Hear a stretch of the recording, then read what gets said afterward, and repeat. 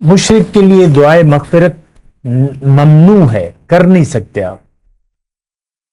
اللہ تعالیٰ فرما رہے میں نہیں بخشوں گا. منافقوں کے لیے اللہ تعالیٰ نے فرمایا، اپنے نبی کو اللہ تعالیٰ نے فرمایا کہ ان کے لیے دعائے مغفرت نہ کریں، میں ان کو نہیں بخشوں گا. لن یغفر اللہ لہم. مدینے کے منافقوں کے لیے یہ آیت نازل ہوئی ہے. آج ہم مدینے کے منافقوں سے ہمارا درجہ زیادہ ہے. وہ تو دین کو جانتے تھے پھر بھی انکار کر دیا. ہم تو جانتے بھی نہیں ہیں اور ہمارا تو ہے بھی انکار. ہم نہ جاننا چاہتے ہیں دین. ہمیں دین کی کوئی طلب تڑپ حقیقت میں ہے نہیں. جو کچھ بھی ہے جذباتیت ہے.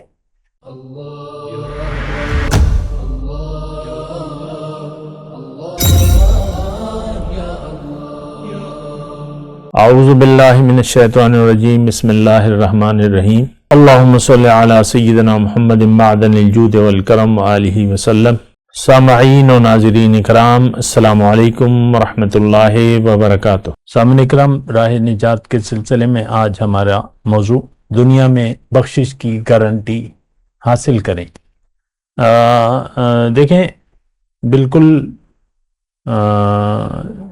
سچ بات ہے کہ بخشش، اللہ تعالیٰ کی بخشش کا مستحق آپ کو اپنے یعنی دنیا میں آپ نے بنانا ہے.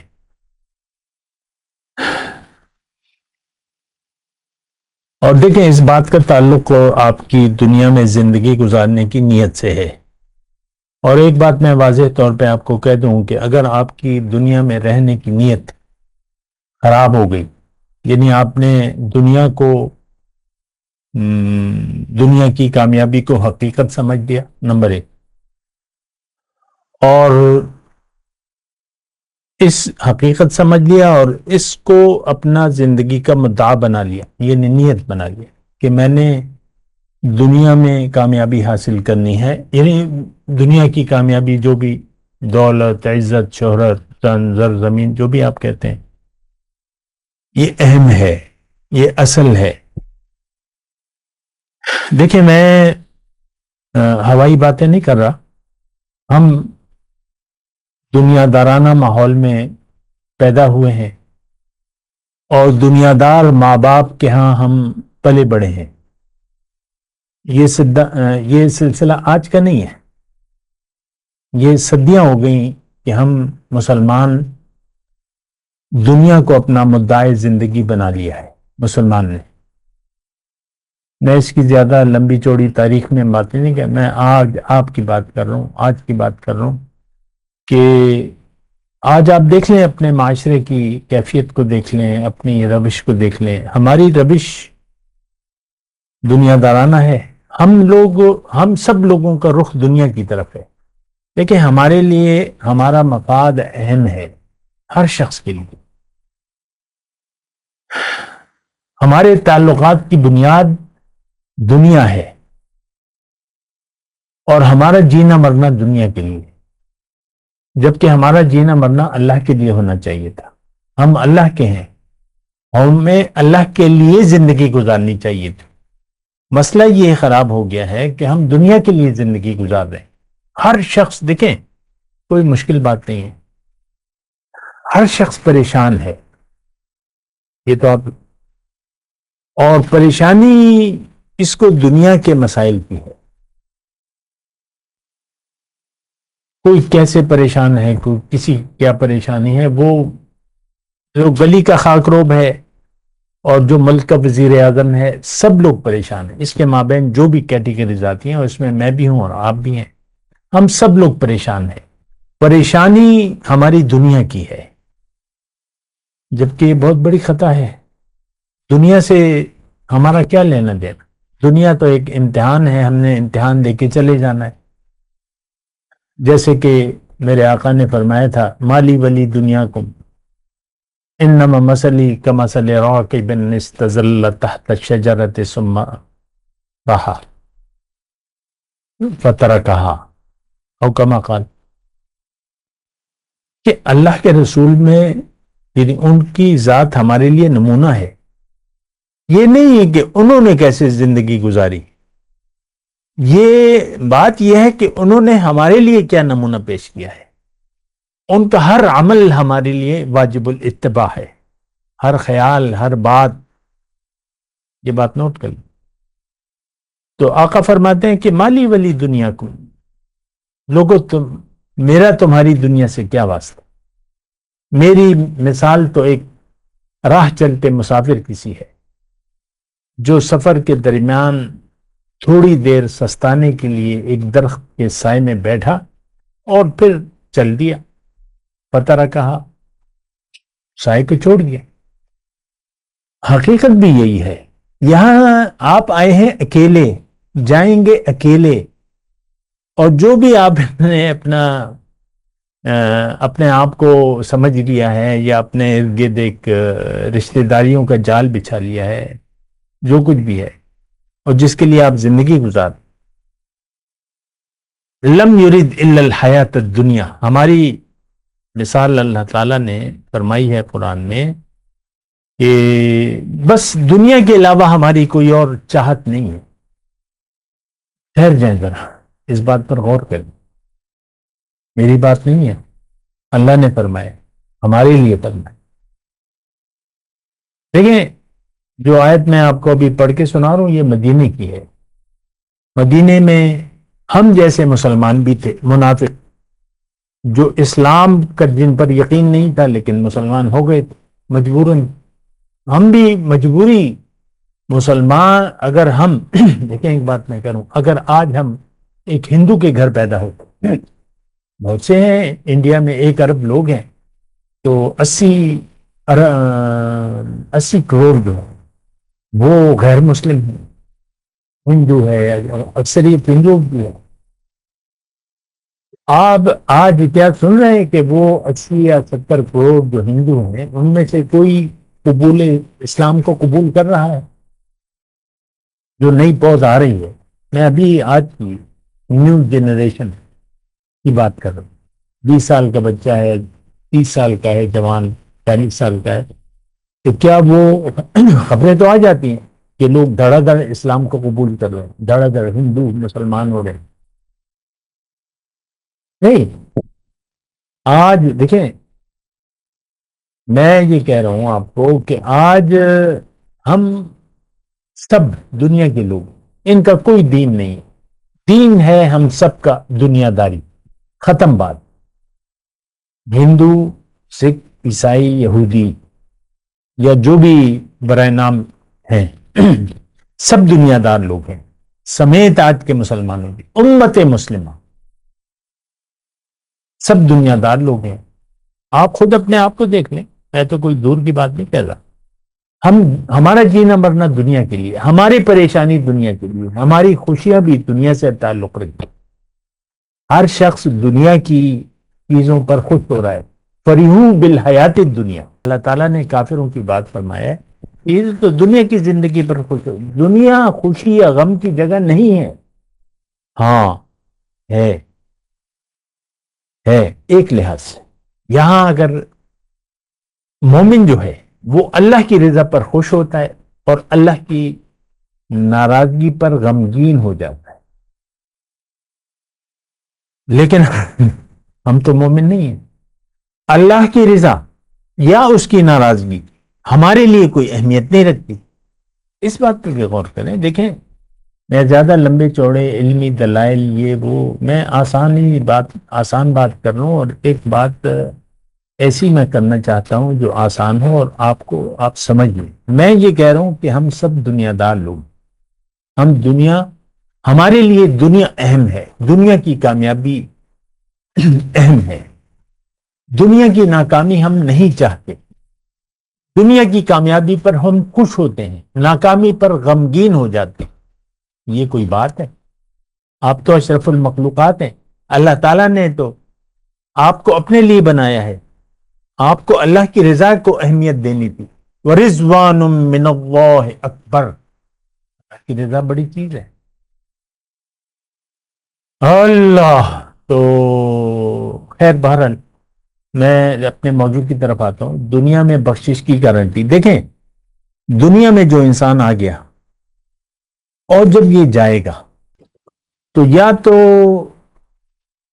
اس سے اللہ تعالیٰ راضی ہوگا تو بخش دے گا، ناراض ہوگا تو نہیں بخشے گا۔ اب اللہ کی رضا یا اس کی ناراضگی، دیکھیں میں یہ بات بڑے آرام سے کہنا چاہتا ہوں، کوئی اس میں تقریری خطابت یا ایسا کوئی انداز میں نہیں اپنانا چاہتا، سادہ سی بات۔ اس وقت ہم جو زندگی گزار رہے ہیں، جس نیت سے گزار رہے ہیں، اللہ تعالیٰ یا تو اس سے راضی ہے یا ناراض ہے، بس یہ ایک بات سنیں، تھوڑا غور کر لیں نا۔ دیکھیں میں تو ایک عام بات کر رہا ہوں، آپ کے لیے میں بیٹھا ہوں، مجھے نہیں معلوم آپ کون ہیں، آپ کا نام کیا ہے، کالے ہیں، سفید ہیں، عورت ہیں، مرد ہیں، آپ انسان ہیں۔ اگر آپ انسان ہیں تو آپ یہ دیکھیں کہ اللہ کی رضا اور اس کی ناراضگی آپ کے لیے کیا اہمیت رکھتی ہے؟ ہمارے لیے کوئی اہمیت نہیں رکھتی۔ ساری زندگی ہم اپنے جی کو خوش کرنے کے لیے گزار دیتے ہیں۔ پورے امت کا یہ حال ہے سر، ایک فرد کا حال نہیں ہے، پوری امت گمراہ ہے، پوری امت نے دین چھوڑ دیا ہے۔ ہمیں معلوم بھی نہیں ہے کہ دین ہے کیا، اپنے آپ کو بھی ہم نہیں جانتے، اپنے اللہ کو تو ہم نے بھلا ہی دیا ہے۔ رب کی یاد سے ہمارا دل خالی ہے، دنیا کی یاد سے ہمارا دل آباد ہے۔ دیکھیں اس جملے پر غور کریں۔ مجھے نہیں معلوم مجھے کون سن رہا ہے، کون دیکھ رہا ہے، مجھے نہیں معلوم، نہ مجھے اس سے کوئی غرض ہے، میں انسان سے مخاطب ہوں۔ آپ ایک ذمہ دار ہستی ہیں، تو آپ خود دیکھ لیں آپ کے لیے دنیا کی کامیابی یا ناکامی کی کیا حیثیت ہے۔ اگر آپ نے اہمیت دے دی دنیا کو تو آپ کا حال بہت برا ہوگا، آپ کو اللہ تعالیٰ کبھی بھی نہیں بخشے گا۔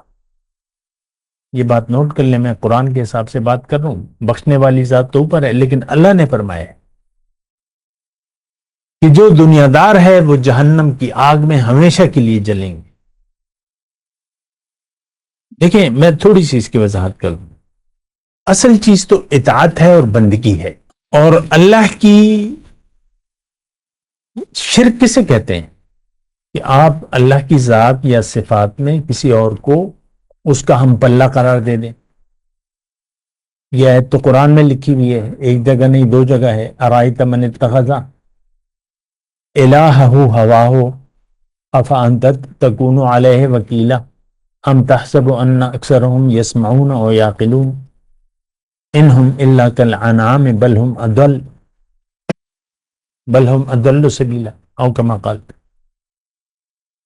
ٹھہر جائیں ذرا، میں یہ کہہ رہا ہوں کہ آپ کی بخشش کبھی بھی نہیں ہوگی۔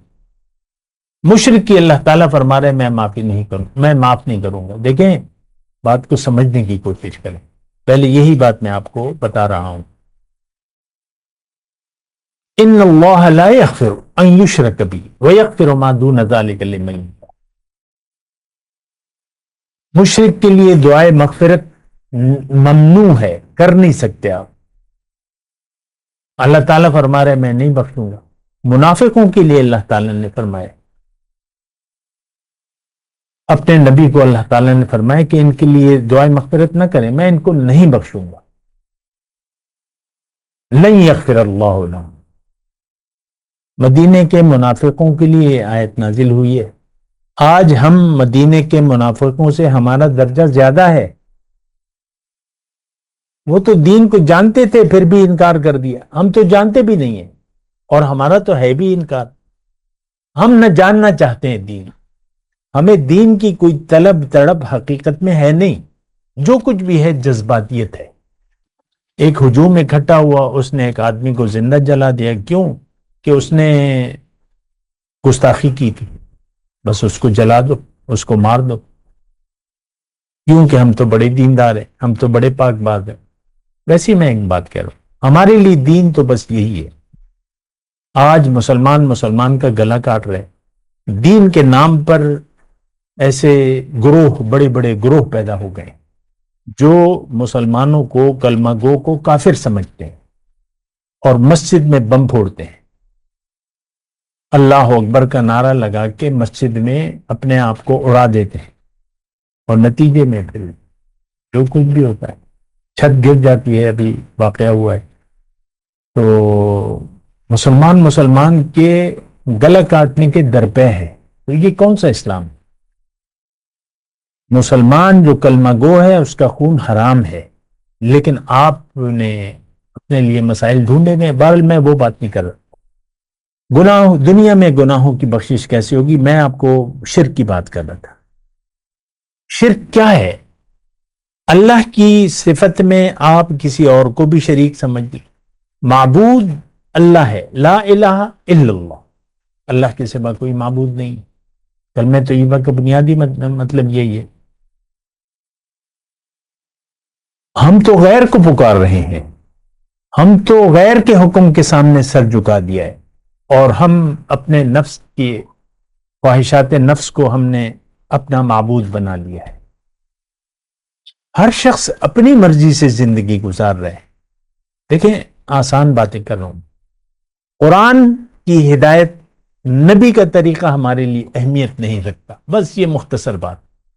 آج یہ پاکستان میں تمام اسلامی ممالک سود کا لین دین ہو رہا ہے. آج پاکستان میں تمام اداروں میں مسلمان لوگ ہیں، ہندو سربراہ تو بہت کم ہی ہوں گے، لیکن سب راشی ہیں، اور کمیشن، کرپشن اور رشوت عام ہے بس. اور کاروبار میں جہاں بھی جس کو موقع ملتا ہے 2 نمبر کام کر لیتا ہے. خالص دودھ ملنا جو ہے وہ درکنار ہے. آج کل گھی میں ملاوٹ ہو رہی ہے، اور ہر چیز میں جہاں بھی جس کو موقع ملتا ہے. لیکن یہ کوئی ایسی باتیں نہیں ہیں جو میں آپ کو بتاؤں. ہر شخص، دیکھیں، بنیادی بات جو میں یہ کہہ رہا ہوں کہ شرک کی میں بات کر رہا تھا. ہمارا معبود اللہ نہیں ہے، ہم من چاہی زندگی گزار رہے ہیں بس. ہمارا معبود خواہشات نفس ہے. قرآن میں لکھا ہوا ہے نا. وہ جو آیت میں نے پڑھی ہے اس کا ترجمہ بھی سن لیں. ارایتا، کیا دیکھا ہے تم نے اس شخص کو جس نے اپنا معبود، اپنی خواہشات نفس کو اپنا معبود بنا لیا ہے؟ اے پیغمبر، کیا آپ ان لوگوں کی کوئی ذمہ داری لے سکتے ہیں؟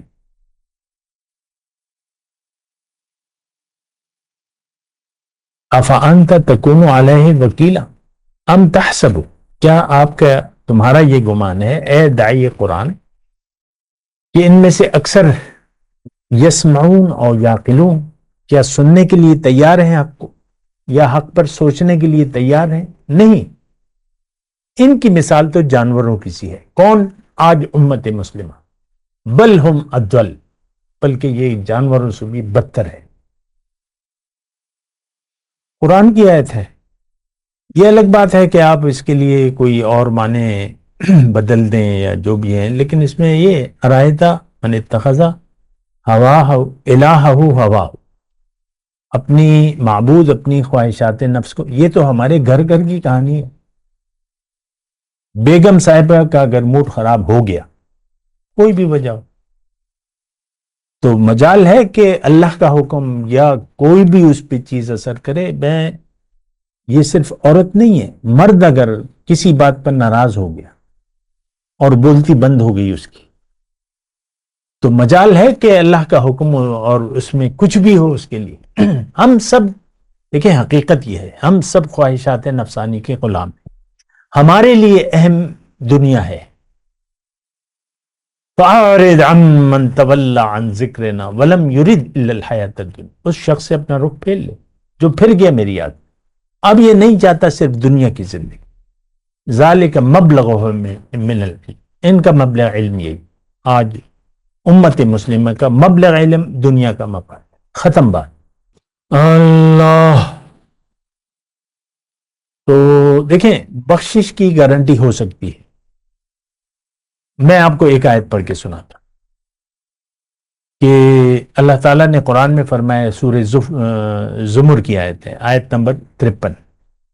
اللہ تعالیٰ اپنے گناہگار بندوں سے، باغی بندوں سے، فاسق بندوں سے مخاطب ہو کے کہتا ہے ٹھیک ہے دیکھو، قل لعبادی الذین اسرفوا علی انفسہم، تمہارا اب تک کا یہ دیکھیں، میں آج آپ اس آیت کو اپنے لیے سمجھیں، آج کے مسلمان کے لیے میں ہوں، آپ ہیں، جس نے بھی جو اپنے اوپر ظلم کر رہا ہے، زیادتی کر رہا ہے اپنے اوپر، دیکھیں حق کو نظر انداز کر دینا اپنے اوپر بہت بڑی زیادتی ہے۔ تو یہاں پہ اللہ تعالیٰ فرما رہا ہے کہ دیکھو پریشان نہ ہو آپ میرے، اے پیغمبر، اے داعی حق، تم کہہ دو میرے بندوں سے جنہوں نے اپنے اوپر زیادتی کی ہے، لا تقنطوا من رحمت اللہ، اللہ کی رحمت سے مایوس مت ہو، ان اللہ یغفر الذنوب جميعا، اللہ تعالیٰ یقیناً اگر تم توبہ کرو گے تو تمہارے سارے گناہ معاف کر دے گا۔ کیوں نہ کرے؟ تم اگر سچے دل سے توبہ کرو تو وہ تو غفور الرحیم ہے، انہ هو الغفور الرحیم۔ اب طریقہ کیا ہے؟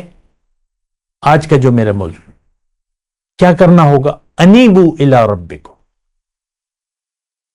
اپنے رب کی طرف پلٹ آؤ، رجوع کر لو، رخ اپنا اللہ کی طرف پھیر لو، باز آ جاؤ، استغفار کرو، جو جرم تم کر رہے ہو کہ اپنے اوپر زیادتی کر رہے ہو، کہ تم نے اپنا رخ دنیا کی طرف کر لیا ہے اور دنیا کو مدعی زندگی بنا لیا ہے، اس سے باز آ جاؤ، رجوع کرو اپنے رب کی طرف۔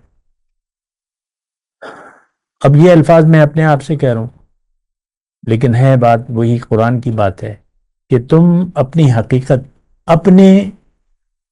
اپنی حقیقت کو جانو، اپنے دنیا میں آنے کے مقصد کو پہچانو، اللہ کو اپنی منزل بناؤ۔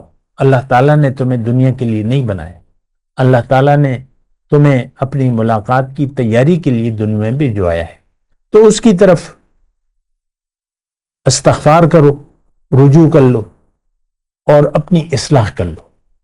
الا من تاب وآمن وعمل صالحا واسلموا له، اور اس کے حکم کے سامنے سر جھکا دو۔ دیکھیں دو باتیں یہاں کہہ رہی ہے اللہ تعالیٰ، آیت نمبر 54 سورہ زمر کی، انیبوا الی ربکم واسلموا له، بس یہ بخشش کی گارنٹی ہے، یہ دنیا میں بخشش کی گارنٹی ہے، یہ کہ تم اپنے رب کی طرف رجوع کر لو خلوص نیت سے، دین اللہ کے لیے، زندگی اللہ کے لیے خاص کرو، اللہ للہ الدین الخالص، زندگی اللہ کے لیے مخصوص کر لو، اللہ کی طرف رخ پھیر لو، زندگی اللہ کے لیے گزارو، یعنی اللہ کی مرضی سے گزارو، ہر کام میں تمہارے للہیت ہونی چاہیے، ہر کام اللہ کے حکم کے مطابق کرو۔ وَأَسْلِمُوا لَهُ، یہ اس کے حکم کے سامنے سر جھکا دو، اگر نہ جھکایا تو تم پہ عذاب آئے گا اور پھر تمہاری کوئی بھی مدد نہیں کرے گا۔ وَاتَّبِعُوا أَحْسَنَ مَا أُنزِلَ إِلَيْكُم مِّن رَّبِّكُم، اور تم پیروی کرو اپنے رب کی بھیجی ہوئی کتاب کے بہترین پہلو کی، ظاہر ہے کہ ساری ہدایت ہی بہترین ہے۔ احسن ما انزل الیکم من ربکم، انزل الیکم، جو کتاب تمہاری طرف نازل کی ہے میں نے، تو اس کی اتباع کرو۔ بخشش کی گارنٹی یہ ہے کہ تم پیروی کرو، یعنی اللہ کے حکم کے مطابق زندگی، اللہ کے لیے زندگی گزارو اور اللہ کے حکم کے مطابق زندگی گزارو۔ ایسا نہ ہو من قبل ان یأتیکم العذاب بغتۃ، قبل اس کے کہ تم پر اچانک عذاب آ جائے اور تمہیں خبر بھی نہ ہو۔ آج ہم سب کے دل سخت ہو چکے ہیں، پتھر سے بھی زیادہ سخت ہے، آج امت مسلمہ کے دل پتھر سے بھی زیادہ سخت ہے، اس پر مہر لگا دی ہے اللہ تعالیٰ نے، لیکن توبہ کی گنجائش موجود ہے۔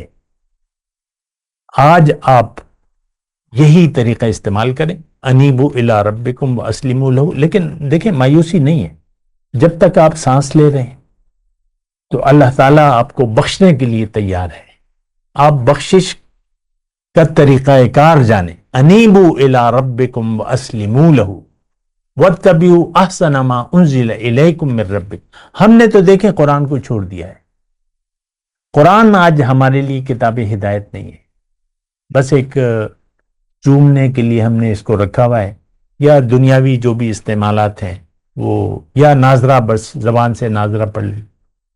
تو دیکھیں یہ آیت نمبر 55، وَاتَّبِعُوا أَحْسَنَ مَا أُنزِلَ إِلَيْكُمْ. اللہ تعالیٰ حکم کیا فرما رہا ہے کہ کتاب کے مطابق زندگی گزارو.